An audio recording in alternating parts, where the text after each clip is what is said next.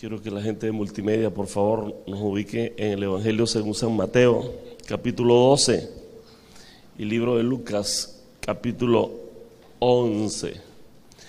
Eso es lo que se conoce en la Escritura como libros sinópticos o libros similares. No es otra cosa que varios discípulos que escribieron la historia de Jesús, pero desde distintos ángulos. Lo que se le escapaba a uno lo registraba el otro. De modo que nosotros hoy tenemos el registro más completo, ¿verdad?, de cada evento, de cada historia, que se convierten en una revelación para nuestro tiempo, para nuestras vidas. Yo quiero hablar hoy de la señal de Jonás. Diga conmigo, la señal de Jonás. Usted sabe lo que es una señal, ¿verdad? Una señal es algo que nos orienta, ¿sí? Que nos conduce. Ustedes han viajado y han visto las señales de tránsito, ¿verdad? Una flecha que te indica, diga que me indica, que me conduce, que me orienta. Eso es una señal. También puede ser algo que nos recuerda. Entonces, la Biblia habla de la señal del profeta Jonás. Y lo menciona en el Evangelio según San Mateo, capítulo 12. Vamos a leer desde el 22. Entonces fue traído a él un endemoniado ciego y mudo. Era ciego, sordo y mudo. Pero dice que era demonio. ¿Te das cuenta? Que no todas las enfermedades son producto de una degradación del cuerpo, ni de un virus, ni de una bacteria, ni de esas cosas, ¿no? Hay enfermedades que responden a una razón espiritual. Dice que este estaba endemoniado y la manifestación es que era ciego y era sordo. Y le sanó de tal manera que el ciego y mudo veía y hablaba. Y toda la gente estaba atónita y decía, ¿será este aquel hijo de David? Mas los fariseos al oírlo decían, este no echa fuera demonios sino por Belcebú. Belcebú significa el rey de las moscas o el príncipe de las moscas. Yo no le veo sentido cómo relacionaron una cosa con otra, pero eso eran los fariseos, ¿no? Dijeron, no echa demonios sino por Belcebú, príncipe de los demonios. Sabiendo Jesús los pensamientos de ellos, les dijo, todo reino dividido contra sí mismo es asolado, y toda ciudad o casa dividida contra sí misma no permanece. Y si Satanás echa fuera a Satanás, contra sí mismo está dividido. ¿Cómo pues permanecerá su reino? Por tanto ellos serán vuestros jueces, dice, pero si yo por el Espíritu de Dios echo fuera a los demonios, ciertamente ha llegado el reino de Dios a vosotros. Porque ¿cómo puede alguno entrar en la casa del hombre fuerte y saquear sus bienes si primero no le ata? Entonces podrá sacar su casa. El que no es conmigo es contra mí, dijo Jesús. El que conmigo no recoge desparrama. Por lo tanto les digo, todo pecado o blasfemia será perdonado a los hombres, mas la blasfemia contra el Espíritu Santo no le será perdonado. Entonces, este es el contexto, ¿no? Dice, el hombre bueno del buen tesoro del corazón saca cosas buenas, y el hombre malo del mal tesoro saca malas cosas. Entonces respondieron algunos de los escribas y de los fariseos diciendo, Maestro, deseamos ver de ti señal. Oye, pero se acaba de sanar a un ciego y sordo. Ellos dijeron que fue por el diablo que él les echó fuera esos demonios. Y ahora le están demandando una nueva señal. Dice el 39, respondió Jesús y les dijo, la generación mala y adúltera demanda señal, pero señal no le será dada, sino la señal del profeta Jonás. Porque como estuvo Jonás en el vientre del gran pez 3 días y 3 noches, así estará el Hijo del Hombre, hablando de él, ¿verdad?, en el corazón de la tierra 3 días y 3 noches. Los hombres de Nínive se levantarán en el juicio con esta generación y la condenarán. Y aquí más que Jonás en este lugar, hablando de él, ¿verdad? Ese es el libro de Mateo, ¿verdad? Está hablando de que Jonás, el libro de Lucas, en el capítulo, es una lectura paralela, el capítulo 11, versos 29 y 30, dice que Jonás, así como Jonás fue señal al pueblo de Nínive, así Jesús sería señal con su muerte y resurrección para esa generación. Esa es la base donde vamos hablar nuestro tema, la señal de Jonás. Ya les expliqué lo que era una señal de la forma más simple, simplificando las cosas. Y yo necesito decirles en esta introducción que Dios en cada generación, el mundo es muy complejo, el ser humano es complejo, la historia es compleja. Las cosas que sucedieron, las que suceden y están por suceder, es complejo entenderlo. Yo recuerdo que yo casi no entendía la historia de Venezuela. En los últimos años se ha hablado más de la historia de Venezuela y creo que los venezolanos hemos entendido un poquito más la historia de Venezuela. Pero yo estoy seguro que si yo ahorita hago una encuesta y te pregunto que tú me engranes, me concatenes la actividad de José Félix Rivas con la de Zamora, con la de Piar, con la de Francisco de Miranda, y muchos de ustedes se van a quedar en el limbo enredado, porque no logran engranar la historia. La historia no es fácil, hay que dedicarse a estudiarla. Entonces, si las historias son complicadas, las que pasaron, las de ahora y las que vienen, son complicadas simplemente porque el ser humano es complicado. Entonces, ¿cómo caminar? ¿Qué es lo bueno? ¿Qué es lo malo? ¿Cuál es la ruta a seguir? Por ejemplo, un tiempo tan complejo como el que vive Venezuela ahora, ¿cuál es la ruta a seguir? ¿Cómo debemos pensar? La palabra arrepentirse, la gente cree que es meterse evangélico o meterse en una religión. Nada más lejos de eso. Arrepentirse lo que es cambiar el pensamiento de este sistema tan complejo y confuso y alinearlo al pensamiento de Dios, que es el pensamiento correcto. Eso es lo que es arrepentirse. No es meterse en ninguna religión. Entonces, la palabra religión tiene que ver es con confusión precisamente. Viene de Babel, de Babilonia, que significa es confusión. Entonces el mundo hoy día está confundido. Necesitamos una señal para saber por dónde transitar, para saber qué ruta vamos a seguir. Y Dios en cada generación ha levantado señales. Isaac fue una señal en el tiempo de Abraham. Moisés fue una señal en el tiempo de la esclavitud de Egipto.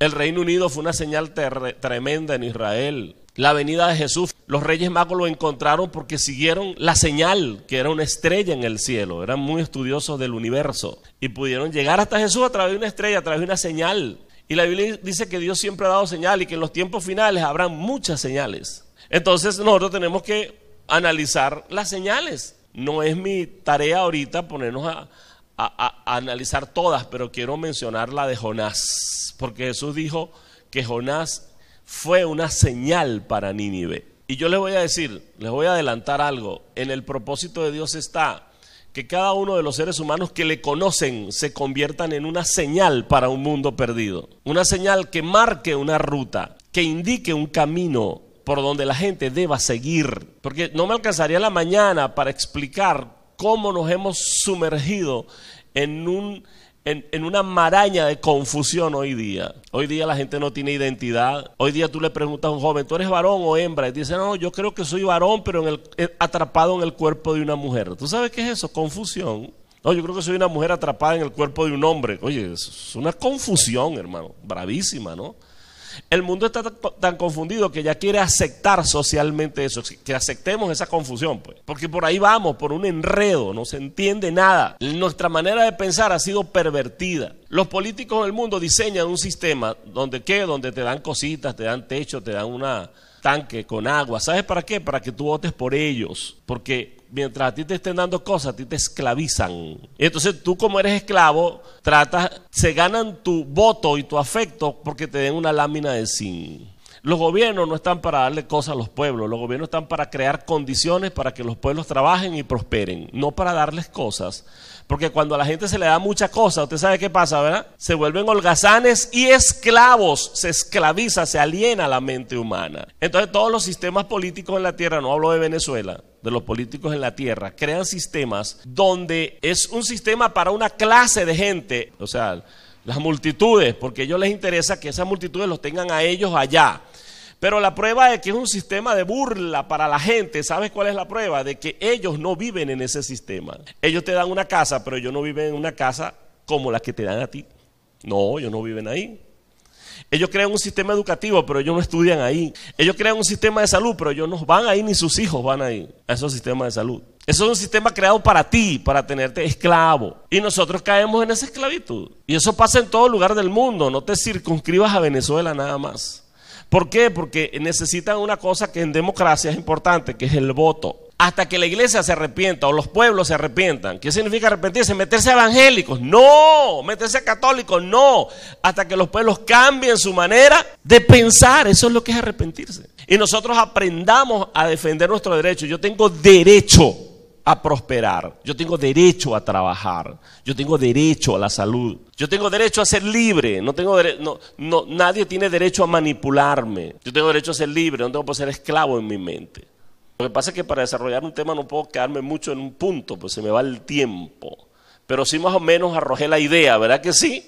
Si nosotros todos aprendemos a votar, nosotros podemos reclamarle. Mira, nosotros no tenemos que aplaudir a un gobernante porque eche un asfalto en una calle. No, él está obligado a eso.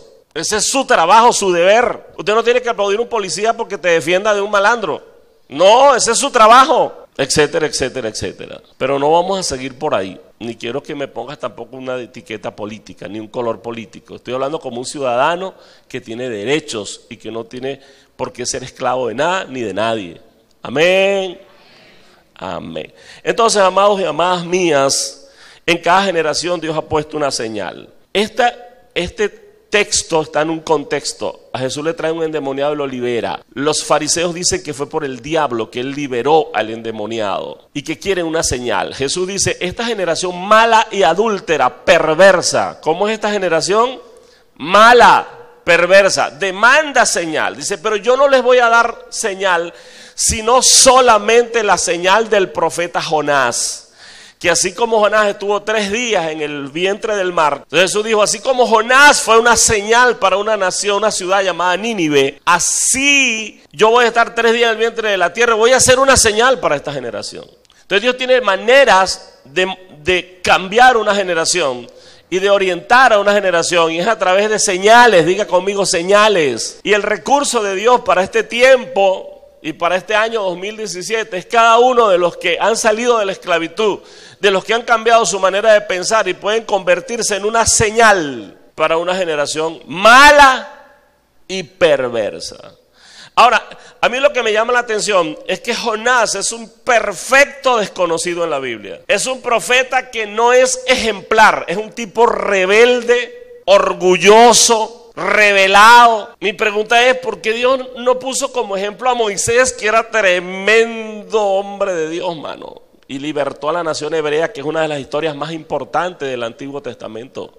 Oye, ¿por qué no puso a David, que es el rey más prominente de Israel, de cuyo linaje tenía que venir el Mesías? Una de las evidencias de que Jesús era el Mesías es que él tenía que ser del linaje de David. ¿Por qué no coloca como ejemplo esos grandes hombres del pasado que nos marcaron con su lealtad, como Josué, que nos marcaron con su arrojo de fe, como Daniel? Coloca un perfecto desconocido que es Jonás, rebelde, orgulloso y revelado. ¿A usted no le llama la atención eso? Y lo colocó como señal para una generación. Les voy a explicar un poquito eso. Escuche bien.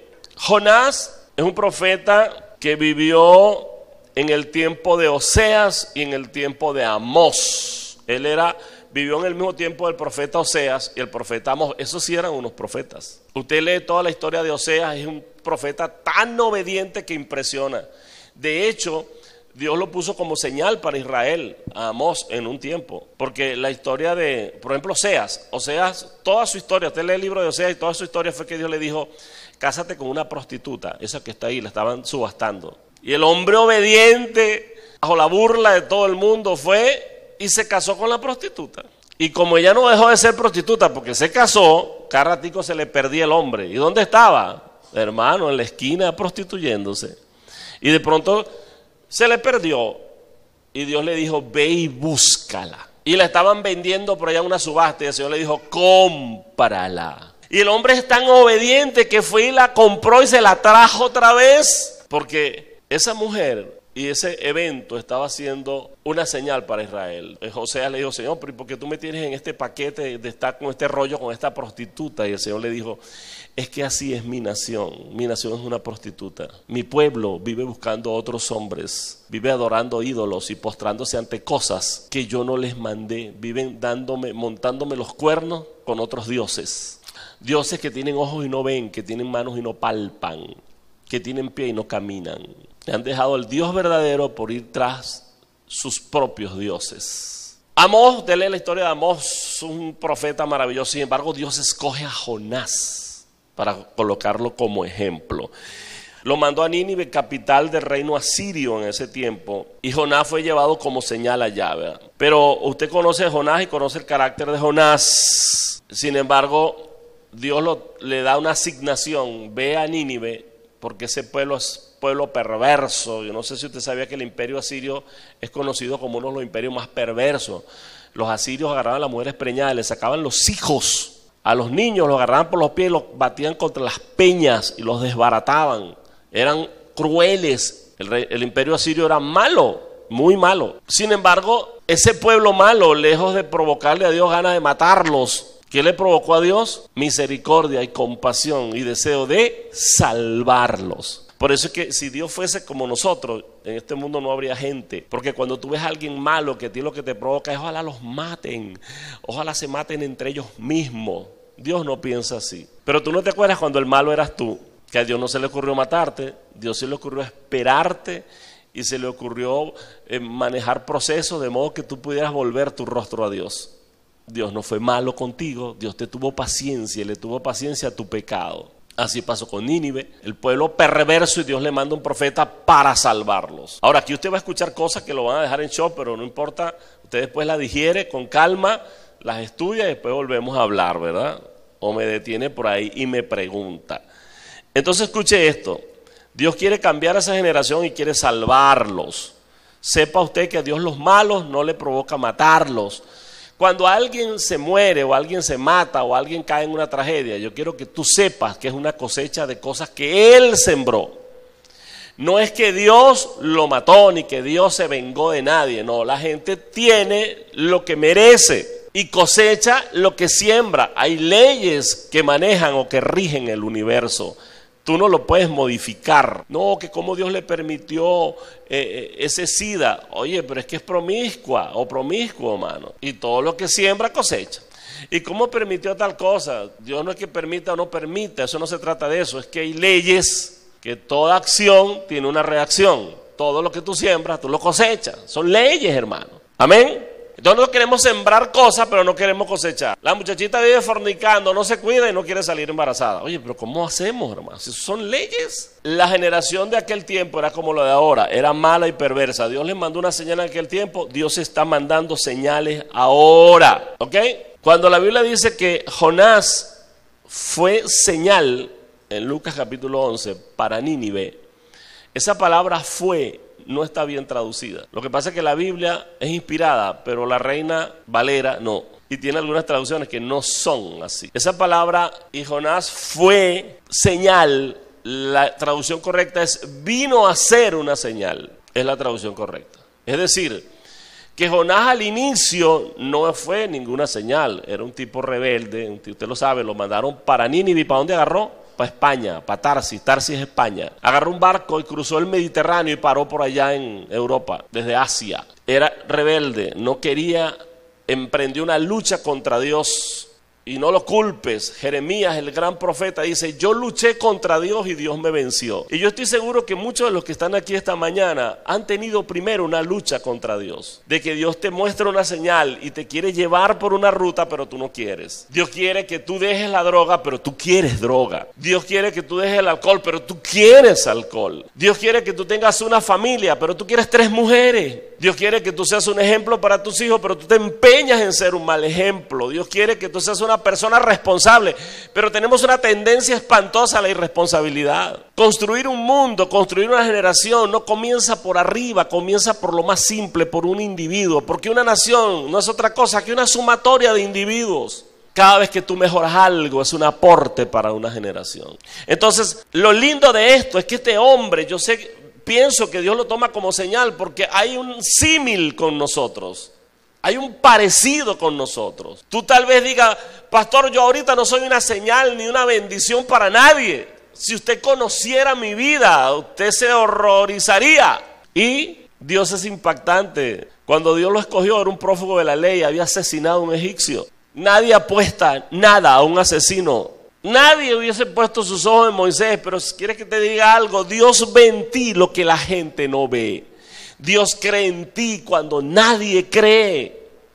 Él es tu hacedor, Él conoce tu potencial. Él sabe que en ti hay dos ciencias, la ciencia del bien y del mal, y que tú puedes desarrollar cualquiera de las dos, y Él está empeñado en mostrarte la señal para que tú sigas por el camino del bien y no el del mal, por el camino de la paz y no el de la turbulencia, el de la depresión, el del suicidio, porque sigas la mejor ruta y no la peor, para que seas una bendición y no una maldición. Ese es el empeño de Dios. Y sabes, Dios coloca los ejemplos más extremos como para que tú quepas dentro de eso. Puso sus ojos en Moisés y lo convirtió en el libertador de la nación hebrea en Egipto, 400 años de esclavitud. Moisés los lideró a la libertad. ¿Quién era el líder? Un prófugo de la ley, un asesino. ¿Quieres que te siga hablando? ¿Quién era el hombre conforme al corazón de Dios? David, un tipo que le agarró la mujer a su soldado y se acostó con ella aprovechándose de que él era el rey. Y después manipuló las cosas y mandó al hombre, al general, a que colocara el marido de la mujer al frente de una batalla, en lo recio de la batalla, para que lo asesinaran. Y así pasó, lo asesinaron. Murió en la guerra. ¿Sabe por qué? Porque la mujer estaba embarazada. Y él intentó hacerle creer al hombre que el hijo era de él. Como no lo logró, entonces lo mandó a asesinar. Y después hizo un acto, montó un teatro y dijo públicamente: oh, esa viuda se quedó sola, yo soy el rey generoso, tráiganla al palacio que yo la voy a socorrer y yo la voy a sustentar. Y quedó como el héroe que socorre a la esposa de un soldado caído. Y empezó la lucha contra Dios, una lucha de que Dios quería sacarlo de ese ocultismo. Usted sabe qué es ocultismo, ¿verdad? La gente cree que ocultismo es solo brujería. Sí, ocultismo es brujería, pero ocultismo no solamente hacer marramucias de brujería. Ocultismo viene de ocultar. Cada vez que tú ocultas, tú estás en ocultismo, estás en brujería. Lo que te quiero decir es que brujería no es solamente inventar bromas, guarapos, bromas, brebaje, ir a montañas, hacer bromas raras, sacar una broma de un muerto, todo lo que hacen los brujos, no. Cada vez que tú ocultas un dolor y lo escondes con droga, lo escondes con alcohol, lo escondes con una rabia, lo escondes con una ira, eso es ocultismo, porque tú ocultas, no quieres exponer eso. Y si tú no lo traes a Dios, jamás serás libre de eso. Hay gente que vive presos del ocultismo, ocultan cosas, y cada vez que tú ocultas algo tienes que taparlo con otra cosa. Eso viene desde Adán, que cuando pecó contra Dios agarró hojas de higo y cubrió su vergüenza. Y Dios le dijo: ¿qué pasó contigo? Y él quedó cubierto. Y en el mejor de los casos dijo: bueno, Señor, fue que la mujer que tú me diste, ella me metió en una broma rara, pero nunca reconoció su culpa. Eso es lo tremendo, cuando uno no reconoce la culpa, cuando uno se esconde. Sin embargo, ese Jonás, que no era ningún popular, que no era conocido, que no era el ejemplo de fidelidad y lealtad. ¿Por qué Dios lo escoge? Porque Jonás tenía unas cosas que le agradó a Dios, siendo un bicho. ¿Qué cosa le gustó a Dios de Jonás? Bueno, que Jonás Dios lo manda para Nínive, a salvar a Nínive, y se va para Tarsis. Pero por allá, en Tarsis, para Dios poder sacar lo mejor de Jonás, Dios tiene estrategias. Y Dios tiene estrategias para sacar lo mejor de ti. Lo que pasa es que no siempre nos gustan mucho las estrategias de Dios. Te voy a decir la que más usa. Diga conmigo: crisis. Vamos a decirlo otra vez: crisis. Nosotros creemos que todas las crisis vienen del diablo. ¿Quieres que te diga? Eso no es verdad. Eso no es verdad. Cada vez que estamos en una crisis: no, hermano, es que el diablo, y el diablo pegado a una pared. Mira, yo no fui, vale, no me eches el carro a mí. No, ese es el diablo, y todo es el diablo. El diablo: oye, pero los cristianos me tienen a monte, todos me echan la culpa a mí. Por lo menos de esa no fui yo, dice el diablo. Yo fui tal vez de otra, pero esa que estás pasando no fui yo. Porque hay crisis que no vienen del diablo, no vienen del diablo, hay crisis que vienen de Dios. ¿Y por qué vienen de Dios? Porque una de las estrategias de Dios para sacar lo mejor de nosotros es una crisis. Por eso yo no siempre maldigo a Maduro, o nunca lo maldigo. ¿Saben por qué? Porque yo a veces pienso que esta crisis de Venezuela es para sacar lo mejor de los venezolanos, que hemos sido arrogantes, que hemos sido botaratas, que hemos sido, hermano, mal administradores, que hemos derrochado un país rico, lo hemos botado por la ventana. Entonces Dios nos pone estos gobernantes que uno a veces no los logra interpretar, pero sí podemos interpretar que como que Dios quiere sacar lo mejor de nosotros, ¿sí? Porque antes tú abrías el closet de cualquier venezolano y eso era ropa que ni se la pone ni la regala, porque esa es otra broma que tenemos, no sembramos. Preferimos que los zapatos se pudran en un closet, oye, y no dárselo a alguien que lo necesita, mano. Las mujeres como que es que les gusta ver una colección de zapatos, así no se los pongan. Y compraban más. Eso se acabó, hermano. Mire, ahora compramos unos zapatos cuando los que tenemos ya le hemos cosido, le hemos cambiado la suela, le cambiamos la tapita, le cambiamos la broma. Y cuando ya no aguantan más, entonces cuando ya la gente no está comprando como antes, se acabó la Venezuela del derroche. ¿Qué nos sacó eso bueno a nosotros? Diga conmigo, crisis.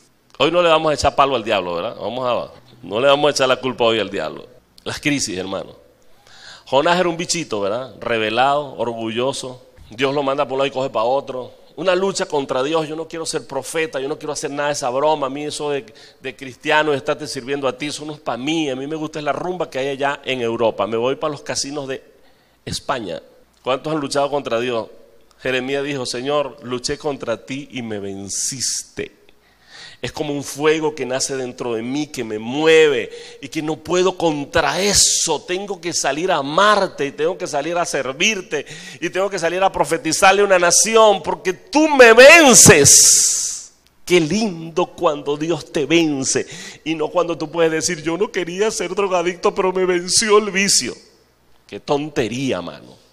Y nos dejamos vencer por cosas que no deberíamos. Y deberíamos dejarnos vencer por Dios y por su amor y por su bondad, pero resistimos y todos tenemos ese proceso, ¿sabes? Pero Dios te ve como una señal para esta generación. Y sabes, tal vez ahorita no eres la mejor señal, tal vez ahorita no eres el mejor ejemplo, pero Jonás tampoco lo era y vino a ser señal para Nínive. Tú llegarás a ser señal para Nínive. Moisés era un miedoso, Moisés era un acomplejado, sin embargo Dios no lo veía así, Dios lo veía como el libertador de Israel, lo como el libertador de una nación, y él no era eso, era un hombre huyendo, asustado. La Biblia dice que se crió en la corte de Faraón, era un hombre elocuente, era un hombre de palabras, sin embargo allá en el desierto y solo, dice la Biblia que se hizo torpe de lengua, se hizo tartamudo en su soledad y en su dolor y en sus complejos de culpa. Sin embargo, Dios lo veía como el libertador de Israel. ¿Sabes qué me da curiosidad? Saber cómo Dios te ve a ti. ¿Qué planes gigantescos tendrá Dios contigo? Y tal vez ahorita no eres lo que Dios, como Dios te ve, pero tú llegarás a ser la señal que Dios dice si tú tomas la ruta de Dios. Amén. Qué bueno. Entonces, cuando estaban en pleno barco, pleno viaje, ahí iba un hombre que tenía una asignación. ¿Cuántos tienen una asignación? ¿Cuántos tienen una gran comisión? Muy pocos. ¿Cuántos tienen una gran comisión?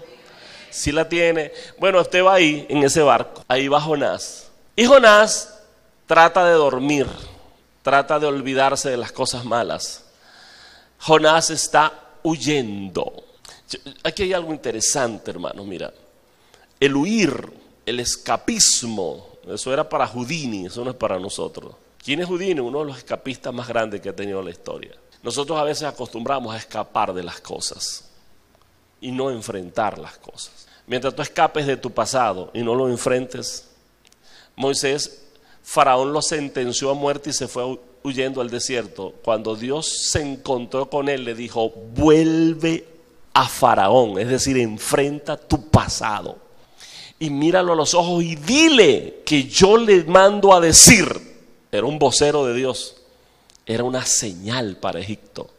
Pastor, es que a mí me violaron cuando yo era niña y ahora le tengo miedo a los hombres. Vaya donde ese violador y mírelo a los ojos. Es que me mata el pánico. No, usted va de la mano de Dios, así como Dios acompañó a Moisés a ver a Faraón. Él le dijo, yo iré contigo. Faraón nunca creyó que Moisés tenía capacidad para pararse frente a él. Y eso es lo que el diablo cree, que tú no tienes capacidad para enfrentar tu pasado, para enfrentar tu dolor, para enfrentar tu realidad. Y vivimos escapando. Vaya y párese. Yo hoy tengo un amigo que cuando era niño lo violó un tío, lo abusó y por años lo estuvo haciendo, desde que era niño. Cuando tenía 12 años, él dice que tenía una inclinación por los hombres, le gustaban los hombres. Y él sentía que no estaba bien, pero había sido tan abusado que ya se había turbado su mente. Tuvo un encuentro con Dios ese joven. Y un día escuchó una palabra como esta, de que él tenía que enfrentar su pasado. ¿Y sabes qué hizo? Fue donde el tío. Le dijo: tío, tú y yo nos saludamos así, tratamos de no pensar en algo que pasó, pero que pasó y yo quiero hablar de eso hoy. El tío se quedó frío. Bueno, muchacho, ¿de qué tú quieres hablar? No se haga el checoslovaco, yo quiero hablar con usted de lo que usted me hizo a mí. Y yo quiero decirle a usted que yo estuve a punto de ser un homosexual, le dijo. Vendido a una idea y con mis emociones torcidas a causa de su maldad y su pecado. Pero tuve un encuentro con Dios, ¿sabe? Y Dios sanó mis heridas y perdonó mis pecados. Y yo vengo a decirte eso, que yo te perdono. Que yo me suelto de ese suceso. Que yo corto ese hilo emocional que me ata contigo. Que a través de ese hilo se conducen odios, malos recuerdos, ganas de matarte. Pero vengo a decirte que te perdono de todo corazón, y lo abrazó. Le dijo: tío, te perdono, yo suelto eso. Si tú te arrepientes, recibirás el perdón, no solamente el mío, el de Dios también. Si no te arrepientes, un día Dios te va a juzgar. Pero por mi parte, sé libre. Y lo perdonó, hermano. Su dolor se fue, su rabia se fue, su odio se fue. Hoy día tiene una esposa, unos lindos hijos, y lo cuenta así públicamente. Porque cuando tú eres libre de algo, tú lo puedes hablar. No ocultas nada. Cuando uno no es libre de algo, uno camina en el ocultismo, se mete a brujo. ¿En serio? ¿Por qué yo les digo esto, hermano? Porque cuando uno tiene una asignación, Satanás trata de atarte de alguna manera para que no cumplas tu asignación. Porque este hombre iba en este barco y estaba tratando de escapar. Ese dormir es tratar de huir de algo. Trataba de dormir para no recordar que andaba en rebelión, que andaba en desobediencia, que andaba enredado, y trató de dormir. Y empezó en el mar. ¿Qué empezó? El recurso de Dios. Diga conmigo: la crisis. Se empezó a batir el barco y empezó a metérsele el agua. El único que conocía a Dios, al Dios verdadero, era él. Los demás también tenían sus dioses, y dice que clamaron a los dioses, rasgaron sus cuerpos, porque hay gente que cree que flagelar su cuerpo mueve a Dios. Dios no es sentimental. Usted se puede quitar la cabeza y eso no mueve a Dios, porque Dios no se mueve por sentimiento, Dios se mueve por la fe. ¿Usted sabía eso? La lástima no es un sentimiento de Dios. Si usted cree que usted le va a dar lástima a Dios, usted se equivocó. Dios no le da lástima a nadie. Dios tiene misericordia por la gente, que es otra cosa, y bondad, no lástima. La lástima no es un sentimiento de Dios. No le tenga lástima a nadie. ¿Sabes algo? Vino la crisis, y cuando la crisis arreció, que esa es la palabra correcta, no como usted la dice, ¿yo? No me ve así. La palabra correcta es arreciar. Estoy recio. Yo digo porque la gente dice de otra manera. Yo sé dónde inventó esa palabra. La palabra es arreciar. Cuando arreció la tormenta, Jonás comenzó a sacar lo mejor de él. ¿Cuándo? En la crisis. ¿Sabe lo primero que dijo Jonás? Señores, ustedes están rezando a sus dioses por gusto, porque sus dioses es puro cuento, man. Yo les sirvo al Dios eterno y verdadero, Dios. Y lo que está pasando, dijo algo que ojalá nosotros tuviéramos la mitad de la capacidad de Jonás, de ese loco, frío, rebelde, desobediente. Pero las cosas buenas que tú y yo debemos observar hoy, lo primero que dijo fue: mi culpa. ¿Quién dice eso? Adán dijo: la culpa fue de la mujer. Y Dios le dijo: mujer, ¿qué hiciste? La culpa fue de la culebra que tú metiste en el huerto. Y cada quien se quita el lazo y se lo pone a otro. Y cada quien tiene una coartada. Hermano, pero yo te había amurrungado con ella. Fue un accidente, yo le estaba diciendo un secreto. ¿Sí o no? Pero yo te vi con el taxista. Es que le estaba pagando una carrera por adelantado. Y cada quien tiene un cuento, ¿sí? Y le echa el lazo ¿a quién? A otro. ¿Sí o no? Porque asumir una culpa, hermano, eso es de valiente. Y Dios vio eso en Jonás. En ese rolo de loco vio una virtud. El hombre era capaz de reconocer sus errores. Tú sabes que es perfecto en la Biblia. La palabra perfecto no es que no comete errores. La Biblia dice, sed perfecto, dice la Escritura. ¿Qué te está diciendo? Una persona perfecta es la persona que es capaz de reconocer que está cometiendo un error y es capaz de abandonar ese error. Eso es alguien perfecto para Dios. ¿Tú sabes por qué la Biblia dice que David era conforme al corazón de Dios? Perfecto. Y acababa de estar con una mujer que no era la de él, pero Dios lo llamaba perfecto. Porque David después dijo, Señor, reconozco que no lo hice bien. Y Dios dijo, ese es mi muchacho. La capacidad de reconocer que no está haciendo algo bien. Hay gente que ni se te ocurre decirle que está haciendo algo malo, porque te quita la cabeza, te da un pedraón, una broma, te da un golpe, un empujón. Sin embargo, David tenía la capacidad de decir, yo reconozco, dijo Jonás, que la culpa de lo que está pasando es mía. Esto pasa por mi desobediencia, esto pasa por mí. Mira, yo he visto unas cosas, hermano, que si tuviera el tiempo, ya me van a prender el bombillito porque creo que se me acabó el tiempo. Yo he visto gente que arma unos enredos y unos chismes, pero no ve la raíz del enredo y el chisme, que fue su culpa. Y después que se arma el chisme empieza a buscar culpables y esconde de una manera impresionante y hábil que él fue el que generó todo eso. Es una cosa impresionante, porque no reconocen las culpas. Jonás dijo, yo soy el culpable. ¿Sí conocen la historia, verdad? Para no buscarla y leerla. No solamente Dios vio que tenía capacidad de reconocer la culpa, hizo algo aún más impresionante. Que imagina la atención de Dios. Dijo, láncenme al mar y esta tormenta cesará. Yo soy el culpable, yo merezco, estoy dispuesto a morir.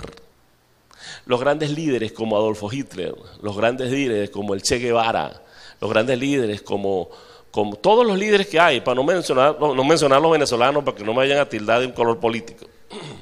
Sí. Tú sabes qué le gusta a un líder en la gente que lo sigue, que le digan, líder, yo estoy dispuesto a morir por tu causa, porque todo el mundo está dispuesto a vivir por una causa. Aquí en Venezuela cualquiera sigue a un líder, ¿por qué? Porque ahí están todos los millones del mundo. ¿Quién no va a querer vivir por esa causa? Pero morir por una causa.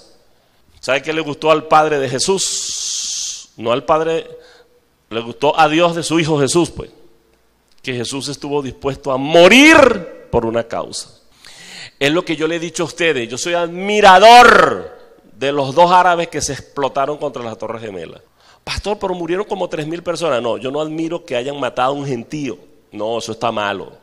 Yo no admiro que sean talibanes. No, claro que eso no es lo que admiro. Lo que admiro es la capacidad de ellos morir por su causa. Así sea una causa errada, pero la actitud de ellos es la correcta. Morir por una causa. Lástima que su causa es errada. ¿Usted está de acuerdo que la causa de ellos es errada? La violencia no es de Dios, ¿verdad? Ahora, pero tú estás de acuerdo que la causa tuya sí es la correcta. ¿Estás de acuerdo? ¿Y estás dispuesto a morir por ella? Porque si ellos están dispuestos a morir por una causa incorrecta, ¿por qué tú no por una causa correcta? Los apóstoles primeros del primer siglo murieron todos por su causa. Cuando el líder escucha que sus discípulos están dispuestos a morir por una causa, eso alegra el corazón del líder. Cuando Dios vio que Jonás dijo, yo estoy dispuesto a morir, yo te voy a decir algo, te lo voy a decir con franqueza. Tú sabes lo que Dios espera de ti como líder, el líder Jesús, que Él quiere ver de ti, que tú le digas, Señor, yo te voy a seguir y estoy dispuesto a morir. Ahora, la muerte primera que Dios espera de ti no es que caigas ahí cataplum, porque David dijo, Señor, si yo muero, ¿para qué te va a servir el polvo? El polvo no te va a poder adorar, le dijo David. David era muy inteligente. Señor, dame la vida porque yo quiero adorarte. El polvo no te va a adorar. ¿Es verdad? Entonces Dios quiere que tú mueras. Nuestro líder Jesús quiere que nosotros todos muramos, pero no es esa muerte física. Dios quiere que tú tengas la capacidad de morir al viejo hombre viciado, dice la Biblia, conforme a este mundo. Dios quiere que tú quieras morir a lo que está mal, a lo que enferma, a lo que daña, a lo que hace sufrir al otro, a lo que destruye una nación, a lo que destruye una familia, a lo que destruye tu vida. Que tú puedas morir a lo que compromete tu eternidad con el Señor. Que tú puedas morir a todas las cosas malas, a todos los malos hábitos, a todo lo que no construye sino que destruye. Esa es la primera muerte. Si estamos dispuestos a morir a eso, entonces le vamos a llamar la atención a nuestro líder Dios. Porque a los líderes les gusta discípulos que estén dispuestos a morir. Tú lees Colosenses capítulo 3, está regado en toda la Biblia. Colosenses capítulo 3, haced pues morir lo terrenal en vosotros: iras, contiendas, enojos, fornicaciones, orgía, adulterio, perversiones, hechicerías. Léalo, ahí está toda una lista. Capítulo 3 de Colosenses. Haced morir lo terrenal en vosotros. Quita la mirada de las cosas de abajo y colócalas arriba, donde está el Señor sentado a la diestra del Padre, etcétera, etcétera, etcétera. El hombre lo echaron al agua, listo para morir. ¿Cuántos están listos para morir? A todo lo que dice Colosenses 3. ¿Está listo para morir? Bueno, cuando uno está listo para morir, la Biblia dice que entonces cuando estás listo para vivir en Dios, esa es una señal. Cuando tú estás listo para morir, calificas para vivir. Jesús dijo: el que defienda su vida la perderá, pero el que esté dispuesto a morir, entonces vivirá. La señal, él dijo: yo les voy a dar una señal. Así como Jonás fue señal para Nínive porque tuvo 3 días en el vientre de un pez, así es necesario que el Hijo del Hombre, hablando de él, esté en el vientre de la tierra y resucite al tercer día. ¿Por qué Jesús resucitó? Porque estuvo dispuesto a morir y Dios lo levantó entre los muertos. Por eso es que cuando tú crees que ya tu vida no da más, ahí es cuando estás calificando para vivir. Cuando tú crees que ya no das más, que tus fuerzas se acaban, ahí es cuando Dios te renueva las fuerzas, como el búfalo, como los cedros del Líbano, como las palmeras en los desiertos. Allí es cuando Dios empieza a tratar contigo, cuando tú te rindes a Dios, cuando crees que ya no das más, cuando crees que vas a morir. Qué cosa tan tremenda eso, ¿no? Entonces cuando Jonás, ¿por qué tú crees que Jonás aceptó que lo echaran al mar? ¿Qué estaba? Estaba listo para morir. Cuando tú estás listo para morir, le das a Dios el lugar, le das a Dios la legalidad en el mundo espiritual, le das a Dios el derecho de Él conducirte a tu verdadero destino. Porque cuando a Jonás lo lanzan al agua, estaba un pez con la boca abierta, asumimos que es una ballena, la Biblia no dice ballena, pero el único pez que a un ser humano le cabe completico es una ballena, o un tiburón azul, blanco, no sé de qué color es el animal ese grandísimo. Bueno, un animal de eso. Lo esperó con la boca abierta, y allá en el vientre de ese pez, Jonás siguió sacando lo mejor de él. Allí escribió una canción hermosa que ojalá alguien le pusiera música. Escribió un salmo y se hizo adorador. ¿Dónde salió la necesidad de adorar a Dios? En el vientre de un pez. ¿Dónde nació la necesidad de obedecer a Dios y abandonar la rebelión? En el vientre de un pez, en el medio de una crisis, dispuesto a morir. ¿Dónde retornó el mensaje correcto en su boca? En el vientre de un pez. Hermano, las crisis no son todas del diablo. La palabra correcta en tu boca va a nacer en medio de una crisis. Lo mejor de ti va a salir en medio de una crisis. Lo mejor de la uva nace cuando la pisan y la muelen. Lo mejor del trigo sale cuando lo amasan y sale el mejor pan. Dios saca lo mejores de las crisis. Ese es uno de sus recursos. Y sabes, el pez lo traga. ¿Y a dónde lo llevó? ¿Quién le montó un radar a ese pez para que se dirigiera completico a Nínive, a donde Dios lo había mandado al inicio? El pez lo condujo a su destino. Cuando tú estás dispuesto a morir, Dios te conduce a tu verdadero destino. Si hay algo que nosotros debería interesarnos en esta vida, es saber para qué nacimos, saber cuál es nuestra asignación, saber cuál es nuestro propósito en la vida. Y sabes, hasta que uno no esté dispuesto a morir a lo que dijimos, es muy difícil que el pez te lleve a su destino. Jonás, el pez, un gigante pez, lo vomita en la playa.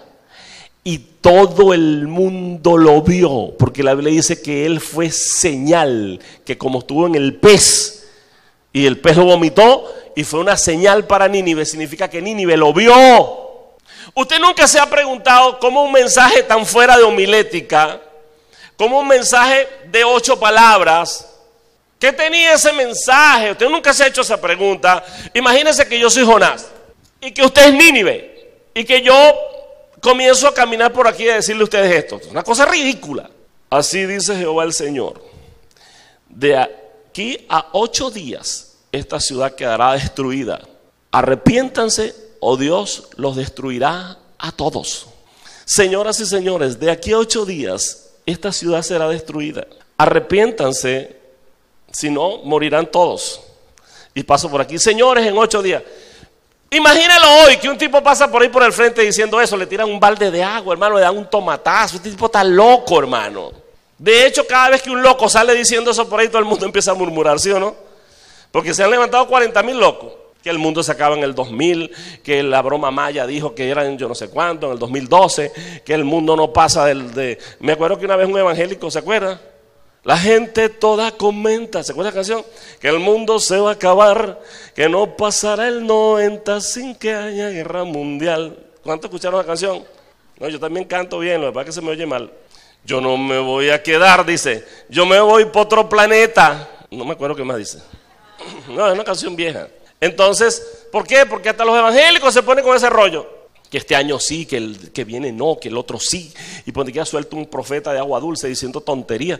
Entonces tú te imaginas que Jonás, en un pueblo pagano, en un pueblo que no creía en Dios, en el Dios verdadero, en Jehová Dios, en un pueblo pagano, ¿quién le va a estar creyendo a Jonás? Sin embargo, hermano, dice la Biblia que hasta de los que maman, los grandes, los pequeños, incluyendo el rey, se arrepintieron. Las cucarachas, las pulgas, las polillas, los perros, los gatos, todo el mundo se arrepintió, hermano. Ahora mi pregunta es, ¿qué tenía ese mensaje? ¿Por qué no le cayeron a tomatazo? ¿Por qué todo el mundo se arrepintió? ¿Usted no se pregunta eso? ¿O es que tú crees que eso es un cuento fantasioso lo que la Biblia dice? Yo creo que lo que la Biblia dice es verdad. Mi pregunta es, ¿por qué se arrepintieron todos? ¿Qué tenía ese mensaje? Usted tiene que investigar qué había detrás de eso, porque nadie se arrepiente así, hermano. Usted sabe por qué se arrepintieron. Cuando usted estudia la cultura del imperio persa, sobre todo en Nínive tenían un dios, adoraban a un dios. ¿Sabe a qué dios? El dios pez. Así como en India adoran la vaca, ellos adoraban el pez. Y cuando vieron que un hombre sale de la boca de un gran pez, ¿qué crees tú que pasa? Todo el mundo, el hombre que salió de la boca del pez. ¿Qué dice el hombre que salió de la boca del pez? Arrepiéntanse porque en 40 días esta broma se acaba. ¿Qué va a hacer todo el mundo? Creer en el hombre que sale de la boca de mi gran Dios, el pez. Por eso es que todo Nínive se arrepintió. Viste que Dios usa unas estrategias raras, ¿verdad? Y la Biblia dice que por caminos misteriosos Dios obra. Todo el mundo se arrepintió en Nínive a causa del mensaje de Jonás. Y Jonás llegó a ser, Jonás no era nada ni era nadie, y llegó a ser la señal para la transformación de una nación que era perversa y mala. ¿Quieren que les diga algo? Tal vez usted ahorita no es, pero usted va a llegar a ser la señal que Dios necesita para transformar una nación. La transformación de Venezuela no viene por los políticos, hermano, quítese eso de la cabeza. La transformación de Venezuela no viene porque viene un tsunami para Venezuela. La transformación de Venezuela viene cuando cada ciudadano comience a arrepentirse, a cambiar su manera de pensar. Cuando cada ciudadano pueda convivir con el otro. Cuando se vaya la sospecha para tenernos confianza y poder amarnos unos a otros. Cuando haya pureza en la gente. Cuando todos seamos hermanos y seamos una familia y volvamos a aquellos años, ¿usted se acuerda? Cuando, oye, el vecino socorría al otro, cuando tú veías a alguien accidentado donde fuera, a la hora que fuera y tú podías pararte a auxiliarlo. Ahora nadie auxilia a nadie, hermano, es muy peligroso. Hemos perdido lo bonito que teníamos, ¿sabes por qué? Porque se ha adueñado de nosotros la maldad, la perversión, la oscuridad, el cambio de una nación. ¿Quién iba a pensar que Jesús iba a transformar tantas vidas en el mundo? Si comenzó él solito, después tenía 12, después los 70, después 120 allá en el aposento alto, y después 5,000 con el primer mensaje de Pedro, después 3,000 más en la alimentación de otra gente que comieron por allá, y después fueron multiplicándose en las casas, y hoy son miles y son millones en el mundo entero los que aman al Señor Jesús. Vidas transformadas. Entonces yo pienso que si nosotros entendemos esto y tomamos la ruta correcta, no importa que hoy no seamos esa señal, pero mañana lo seremos. Y quiero terminar diciéndote esto. Escucha lo que te voy a decir. Con esto termino. Jonás transformó una ciudad porque lo vieron salir de la boca de un pez y eso era impactante para Nínive. Yo les voy a decir algo que ustedes tienen que tener clarito. La iglesia cristiana no es impactante para el mundo. Eso no impacta al mundo. Al mundo lo impacta esto, escúchame. Al mundo lo impacta los artistas, diga el arte, los montes que la Biblia dice que hay que conquistar, ¿sí? A la Biblia lo impactan los políticos, Aquí llega un diputado y trae 40 carros adelante, un gentío atrás, un poco de moto y un montón de gente que le dieron una lámina sin saltando y brincando porque viene el político. ¿Sí o no? Usted levanta un muerto ahí en el cementerio, irán los hermanos que te conocen, pero llegas a la plaza y nadie sabe quién eres tú. Pero que llegue Leonel Messi aquí a Altagracia, se conmociona todo el pueblo porque la gente le impacta el deporte. Que venga Shakira para Altagracia, no queda un rincón, nadie que no vaya a ver a la catira que baila bueno y que canta bueno, ¿eh? Ok. ¿Qué más ama los políticos? Ama la música, ama el arte. ¿Qué más ama el mundo? ¿Qué impacta este mundo? Ayúdenme a predicar. La tecnología. Viene un científico que inventó una broma, un sistema operativo nuevo y todo el mundo impactado y todo el mundo comprando una computadora nueva, una tabla nueva, qué sé yo, un celular nuevo. La tecnología. Mira cómo estamos impactados todo el mundo. En Venezuela hay más del doble de los habitantes en celulares. Hay en promedio, cada venezolano en promedio tiene 2 celulares, en promedio. Hay más celulares que gente. ¿Qué le parece? La tecnología es impactante. ¿Tú sabes de dónde salió Jonás para impactar y transformar a Nínive? De la boca o del vientre de lo que a ellos les impacta. ¿Sí captas el rema de eso?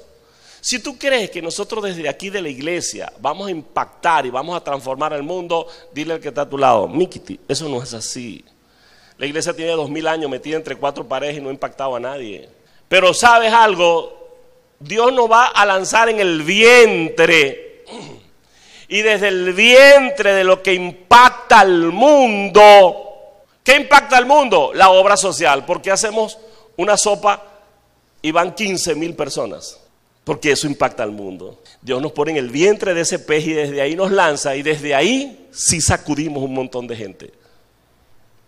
¿Sí lo estoy explicando bien? Entonces, hermano, ¿por qué tú crees que la iglesia se opone? No seas cantante porque los cantantes son del diablo. ¿Quién dijo? Si ese es un vientre donde Dios va a sacar cantantes cristianos que van a impactar al mundo y después su voz será oída. ¿Tú te imaginas que Michael Jackson fuese cristiano? ¿Lo imaginas? ¿Usted no se acuerda una época, no recuerdo si fue en el 82, que Brasil ganó el mundial y que cuando estaban celebrando se quitaron las franelas y debajo de la franela decía Jesús es el Señor? Más de la mitad del equipo de Brasil eran cristianos y Kaká, que era el líder de los cristianos, tenía una revuelta espiritual ahí. Y cuando ganaron mostraron al mundo que ellos eran siervos del Señor Jesús. Eso impacta al mundo. Imagínate que Leonel Messi sea cristiano. Imagínate que Obama sea cristiano. ¿Sí? Pero no, nosotros lanzamos un cristiano a la política y le caemos encima a todos. No, eso es del diablo. No te metas ahí. Y que los políticos nos pisoteen. Y nosotros tenemos la gente para tener alcaldes, tenemos gente para tener gobernadores, pero no nos cabe en la cabeza. Satanás nos manipula. ¿Para qué? Para que no conquistes ese monte, porque de esos vientres es lo que impacta al mundo. De ahí Dios va a sacar gente para producir una transformación tremenda en este mundo. La familia impacta al mundo, por eso tenemos que conquistar familias para Dios. Con una palabra clara, no con una religión, métete a esto, métete a otro y siendo fantasmagórico con una palabra extraña. No. Con la palabra de sabiduría que Dios te ha dado. La gente no tiene que meterse en nada ni salirse de nada. La gente tiene que cambiar su manera de pensar. Y tú eres la señal en este tiempo para la transformación de este mundo. No podemos ser irresponsables con nuestra generación y pasarnos toda la vida luchando como Jonás. Tenemos que estar dispuestos a morir y lanzarnos a la boca del gran pez, lo que los impacta a ellos. Y desde allí Dios va a levantar una bandera que va a liderar y va a transformar en los próximos años los pueblos y las naciones, solo si estamos dispuestos a morir. Amén. Esté de pie, vamos a orar para darle gracias al Señor. ¿Cuántos están dispuestos a hacer una señal? Estoy hablando de que tu manera de ser sea una señal para otros, tu manera de amar sea una señal para otros, tu manera de conducir tu casa sea una señal para otros, tu manera de conducir tus finanzas sea una señal para otros. Tu manera de conducir tu vida sea una señal para otros. Tu manera de amar tus hijos sea una señal para otros. Tu manera de ser un buen ciudadano sea una señal para otros. ¿Sí? Mira, en un mundo de corrupto, yo imagino que uno de ustedes esté en la alcaldía. Usted se convertiría en una señal. Porque la gente diría, bueno, pero este tipo no, lo invitamos a que se meta en el chanchullo y no se mete. Tenemos que firmar todos para que nos den el contrato de las aceras del barrio tal, donde nos va a quedar una jugosa cantidad, y él no participa, más bien nos exhorta a que no seamos vagabundos, a que no destruyamos nuestra nación, a que no aportemos a la corrupción. ¿Tú te imaginas un policía correcto? Sería una señal para la policía. Un estudiante correcto. ¿Qué me van a hacer bullying? No le hagas caso a eso. Sé correcto. Un ciudadano correcto. Es impresionante alguien hoy día que te diga: préstame ese libro que yo te lo devuelvo en 3 días, y que en 3 días te lo devuelva. Es un milagro. Eso es una señal. Ese cristiano es una señal. Porque nadie devuelve nada, hermano. Préstame ese CD y despídete de él, hermano. Hermano, te lo voy a sembrar, hermanito, para tener paz en el corazón. Siempre estoy explicando, amados. Tenemos que ser renovados en la mente y cambiar nuestra manera de pensar y entender que podemos ser un aporte para nuestra generación, y que la gente tiene que ser ganada para Dios, pero no con religiones ni con cosas religiosas. Eso no lo necesitamos. Ese es el engaño más grande que ha tenido este mundo. Necesitamos es el amor de Dios. Necesitamos, hermanos, ser una señal, dispuestos a morir. El día que tú mueras a tu perversión, vendrá tu sanidad. El día que mueras a tus heridas, vendrá tu tranquilidad. El día que mueras a tus odios, vendrá tu paz. El día que mueras a tus rabias, vendrá el gozo por la serenidad y por la calma para resolver las cosas. Levanta tu mano santa allí, hermano. Vamos a orar. Diga después de mí: Señor Jesús, gracias por tu palabra. La señal es una orientación. Diga: tu palabra es una señal para mí. Ahora mismo no soy la persona que pudiera ser una señal para otros.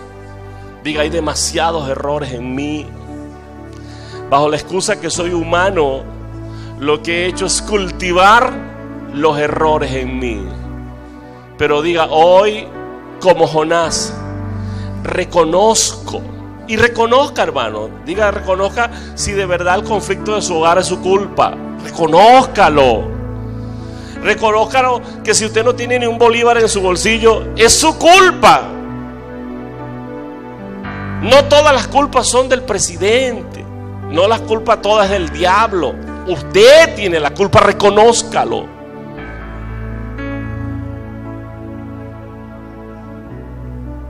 Reconozca que si de pronto está lejos de sus hijos, usted tiene la culpa. Reconozca que si hay un conflicto que se ha tornado violento, usted tiene la culpa. Claro, donde no tiene la culpa tampoco se le va a echar, ¿no? Pero donde usted tiene culpa, reconózcalo. Si usted está frío y apartado del propósito de Dios, vea si eso es su culpa.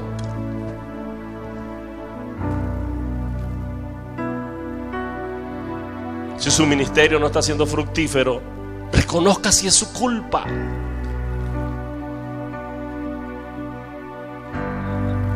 Dile: Señor, reconozco que es mi culpa. Diga: no quiero caer en el pecado de Adán, de esconder mi culpa, de entrar en ocultismo. Dígale: estoy dispuesto a ser echado al mar. Diga: estoy dispuesto a morir, Señor, porque solo así viviré. Dile: porque solo así tú me conducirás a mi destino. Usarás al pez gigante para llevarme a mi destino, para llevarme a mi propósito. Hazme bueno en el vientre del gran pez. Dile: Señor, hazme bueno en el vientre del gran pez. Si ese pez se llama los estudios, hazme bueno en el estudio. Si ese pez se llama el arte, hazme bueno en el arte. Si ese pez se llama política, hazme bueno en la política. Si ese pez se llama la ciencia, hazme bueno en eso. Hazme bueno en la familia, Señor. Hazme bueno en las finanzas. Quiero ser una señal para otros en esta generación. Dígale: Señor, te lo pido en el nombre de Jesús. Quiero ser perfecto delante de ti. Es decir, quiero identificar mis errores y tener la capacidad de reconocerlos y de abandonarlos en el nombre de Jesús. Vamos a darle un aplauso a Dios por su presencia en este lugar. Aleluya. Por su presencia en este lugar. Gracias, Señor. Muchas gracias. Les pido que oren por mí. El otro domingo salgo para Bogotá. Creo que me voy el domingo porque tengo que estar a las 4 de la mañana en el aeropuerto. Oren por mí, voy a estar como 10 días fuera porque me voy a quedar en unos entrenamientos y una serie de cosas. Voy a estar en la convención. Entonces les pido que oren por mí para que Dios me guarde por ahí. A mí no me gusta mucho andar a 10.000 pies de altura en 20.000 kilos de hierro, ¿no? No soy tan espiritual así, ¿verdad? No me gusta mucho, pero bueno, hay que hacerlo, pues. Entonces espero estar en Bogotá el mismo lunes, lógicamente, como a las 10 de la mañana debo estar allá. A las 3 de la tarde comienza la convención. Voy a filmar el Ágape. Perdón, el Ágape no, ¿cómo se llama? El opening. Ajá. Y por supuesto voy a disfrutar de toda la convención y a quedarme en los entrenamientos después de la convención. Regreso como el jueves de la viernes de la otra semana. El sábado ya estaremos reunidos aquí en liderazgo para ya marcar las líneas de nuestro primer trimestre. Y usted sabe que planificamos todo el año. Entonces, bueno, que Dios nos ayude en este año. Amén. Entonces vamos a orar para irnos a nuestras casas en paz y le damos lugar a la siguiente reunión. Señor Jesús, gracias por tu amor incondicional. Gracias porque tu palabra dice que tú tienes cuidado de nosotros. Gracias, Dios, porque tu palabra nos llena y porque nos edificas y nos levantas. Gracias porque tu palabra es amor y aun cuando no merecemos nada, porque todo lo recibimos por gracia, aun cuando no tenemos la estatura espiritual que te debemos, Señor, y que debemos para hacer lo que tú quieres que seamos, aún así tú nos amas y confías en nosotros. Muchas gracias, Señor, porque cuando nadie cree en nosotros, en cada uno, tú sí colocas tus ojos de amor y tú ves el potencial que hay en cada ser humano. Gracias, Señor. Llévanos ahora de vuelta a nuestras casas, en tu gozo, en tu bendición, en tu protección, en el poderoso nombre de Jesús. Amén.